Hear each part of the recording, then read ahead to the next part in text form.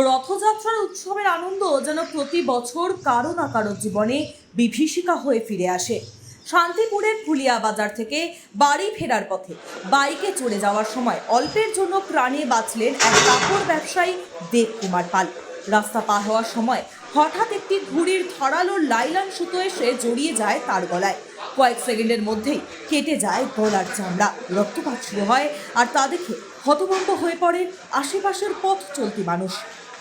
দ্রুত প্রাথমিক চিকিৎসা কেন্দ্রে চিকিৎসা করার পর দেববাবু বলেন, বাজার করে আসার পথে এক্সিস ব্যাংকের ওখান থেকে আমার গলায় সুতোটা ঘূর্ণির সুতো বেঁধে আমি প্রায় 30-40 গজ মতন চলে গেছে।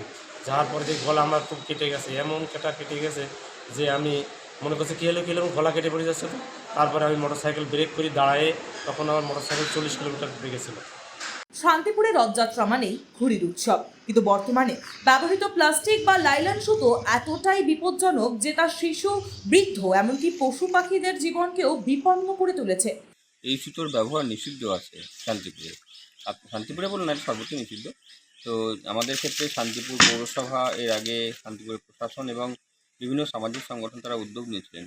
সামাজিক সংগঠনগুলোর নিরন্তর প্রচারে পৌরসভা থেকে এবং পুলিশ প্রশাসনের পক্ষ থেকেও অ্যাকশন নেওয়া হয়েছিল এবং এগুলো বন্ধের জন্য জনসচেতনতার জন্য মাইক প্রচার এবং পৌরপতি বা অন্যান্য তারাও রাস্তায় বেরিয়ে প্রচার করেছিলেন এর বিরুদ্ধে। ঐতিহ্য মানেই অন্ধ অনুকরণ নয়, উৎসবের আনন্দ যেন কারো জীবনের শোকের কারণ না হয়।